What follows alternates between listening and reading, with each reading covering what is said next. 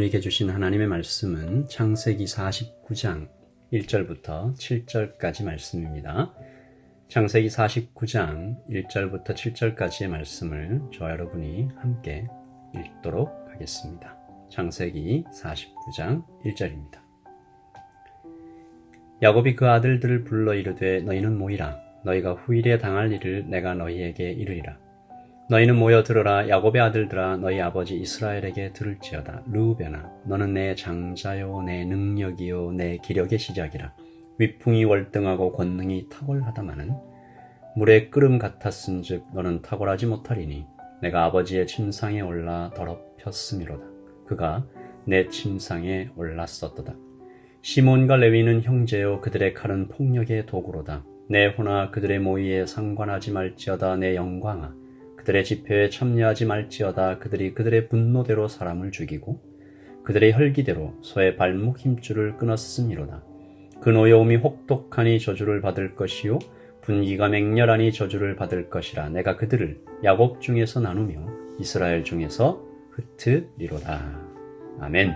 하나님의 말씀입니다. 한 번 더 읽으시면서 묵상하시겠습니다.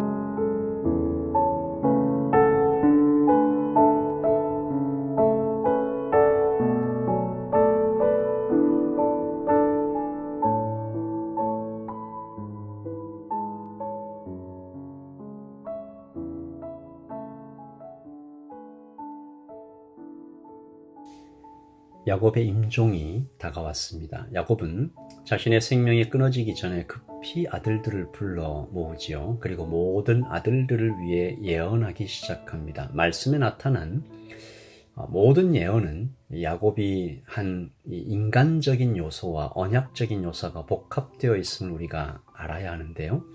즉 그들은 야곱의 육체적 아들로서 또한 이스라엘 각 지파의 영적인 대리자로서 이 예언을 받고 있는 것입니다. 오늘 말씀은 먼저 르우벤과 시므온 그리고 레위에 대한 예언이죠. 안타깝게도 모두 이 세 명 다 이 저주의 예언을 받고 있습니다. 왜? 장자 르우벤과 둘째와 셋째 시므온과 레위는 실패하는 인생을 살게 되었을까? 말씀을 통해서 살펴보며 우리 자신을 돌아보기를 원합니다. 그럼 먼저 시므온과 레위를 살펴보면 이 둘은 세겜에서의 살육을 주동했던 자들이죠. 여동생 디나를 강간했다. 히위 족속의 추장 세겜에게 찾아가서 보복합니다. 여러분 이 방법이 심히 잔인하고 비열하지 않았습니까? 시므온과 레위가 가서 할례 받지 않은 사람하고는 결혼할 수 없다. 너가 정말 결혼하고 싶으면 세겜의 모든 남자가 할례를 받아야 할 것이다. 속입니다. 그래서 정말로 세겜의 모든 남자가 할례를 받죠. 무기력해졌을 때 밤에 기습하여 모든 남자를 다 죽입니다. 극도로 잔인하죠. 오늘 말씀 6절에 보면 야곱이 그들이 그들의 분노대로 사람을 죽이고 그들의 혈기대로 소의 발목 힘줄을 끊었음이로다. 여러분 여기서 소의 발목 힘줄을 끊었다라는 말은 소를 불구로 만들었다라는 뜻입니다. 그들이 세겜을 습격하고 이제 철수해 갈 때 그곳의 가축들 전부를 데려갈 수 없었기 때문에 취할 수 없었던 가축 즉 소의 힘줄을 끊어버린 것이죠. 이 밭을 갈아야 되는 소들이 아무 힘도 쓸 수 없도록 그렇게 만들어 버렸다는 것입니다. 남자는 모두 죽이고 가축은 사용하지 못하도록 해버렸으니까 아예 이 부족 전체를 말살하겠다라는 포악성을 그대로 드러낸 것이죠. 하나님께서 이것을 크게 꾸짖고 계시는 것입니다. 모든 생명은 하나님께 속한 것이니 이것은 생명 주신 하나님께 반역하는 것과 같지 않습니까? 하나님께서 이들을 아예 흩어버리겠다. 오늘 말씀 7절에 보시면 그 노여움이 혹독하니 저주를 받을 것이요 분기가 맹렬하니 저주를 받을 것이라 내가 그들을 야곱 중에서 나누며 이스라엘 중에서 흩으리로다. 여러분 무서운 말씀이죠. 그리고 우리가 이때에 귀를 기울여야 할 말씀입니다. 사람의 생명은 말할 것도 없지만 모든 생명, 즉 피조 세계를 하나님의 마음으로 보호해야 할 사명이 우리 그리스도인들에게 있다는 것입니다. 지난 주일 말씀에서 자연과 사람 사이의 관계가 끊어지면, 깨지면 어떤 비극이 일어나는지 살펴보았었죠. 이때에 교회는 더욱 사람의 생명을 중요하게 생각하고 우리를 둘러싼 자연의 번성을 위해 기도하며 나아가야 할 것입니다. 생육하고 번성하여 땅에 충만하라는 하나님의 말씀이 이루어지기를 소망합니다. 아멘. 그리고 장자 르우벤입니다. 르우벤에 대해서 예언하는 야곱의 심정이 참 안타까워 보입니다. 그가 하는 말에서 한숨이 뚝뚝 떨어지는 것 같은데요. 3절 말씀을 보시면 르우벤아 너는 내 장자요 내 능력이요 내 기력의 시작이라 위풍이 월등하고 권능이 탁월하다마는 너는 내 장자다 내 능력이다 내 기력의 시작이다. 모두 장자 르우벤에 대한 수사학적인 표현이고 다시 말해 강조법이죠. 장남으로 태어나는 특권을 그가 얻었다라는 것입니다. 여러분 야곱이 그가 지나온 세월 돌아보고 첫째 아들이 태어날 때 그 기쁨을 되새기지 않았겠습니까? 그 르우벤에게 얼마나 많은 사랑을 주었겠어요? 그런데 르우벤이 그만 하나님의 축복에서 멀어져 버린 것이죠.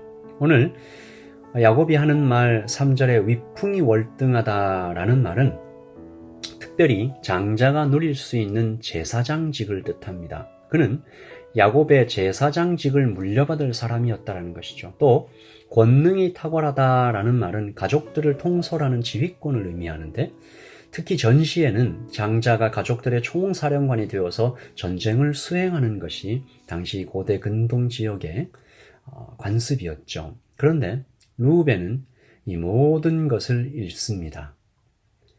장남으로 태어난 특권을 얻었는데 제사장직과 지휘권을 다 잃어버리는 4절에서 그 이유를 밝히고 있죠. 내가 아버지의 침상에 올라 더럽혔다. 이 아버지의 아내 첩 빌하와 성적인 관계를 맺어버림으로써 가족 전체와 그 자신과 특별히 아버지의 명예를 심각하게 훼손해버립니다. 그는 감정의 끌어오름을 조절하지 못해서 모든 것을 다 잃고 쓸쓸히 역사 속으로 사라져 버립니다. 지금도 이런 사람이 얼마나 많은가 생각해 봅니다. 일평생을 고생하면서 마침내 오른 그 자리에서 한순간에 추락하는 사람들을 거의 날마다 뉴스를 통해 보는 것 같습니다. 정치가, 예술과 교육과 특별히 목사와 교회의 중직자들의 성추문을 들을 때면 그 안타까움이 말할 수 없이 큽니다. 일전에 제가 들었던 한 이야기가 생각이 나는데요. 이분도 대형교회의 목사님이셨는데 어느 날 뉴스를 이렇게 보다가 다른 대형교회 목회자의 스캔들을 듣다가 참 안타까운 마음이 있었는데 깜짝 놀라는 일이 생겼다는 것입니다. 마치 한 음성이 마음속 깊은 곳에 들려오는 것 같았다는 것이죠. 그 음성은 다음엔 너다. 그 음성은 다음엔 너다. 이 목사님이 깜짝 놀랍니다. 너도 언제든지 저렇게 실수할 수 있으니 지금부터 조심하라. 목사님은 즉시 비서실의 모든 여직원들을 원하는 다른 부서로 이동하시도록 권하고 이후로는 남자 비서만 그마저도 최소화하고 자신이 직접 모든 일을 일하는 방식으로 바꾸셨다고 합니다. 최근에도 대형교회 목사님들이 모였는데 운전사 없이 직접 운전해서 오신 분은 이분밖에 없었다라는 증언을 직접 듣기도 했습니다. 오늘 우리에게도 하나님께서 똑같이 말씀하시는 것이 아닌가 생각해 봅니다. 다음엔 너일 수 있다. 안심하지 말라. 네가 될 수도 있다. 시므온과 레위의 잔인함과 비열함이 내 안에 없다고 자신하지 못하지요.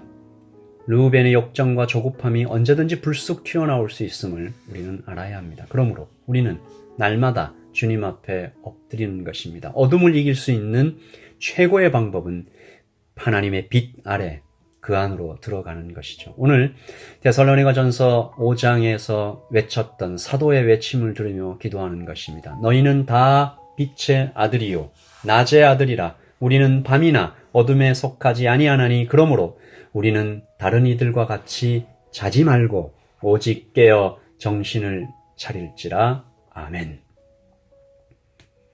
오늘 이 아침에 주님, 우리 빛의 자녀로 살고 싶습니다. 시므온과 레위 같은 실수하기를 원치 않습니다. 오늘 하루를 주님의 빛 안으로 들어가기 원합니다.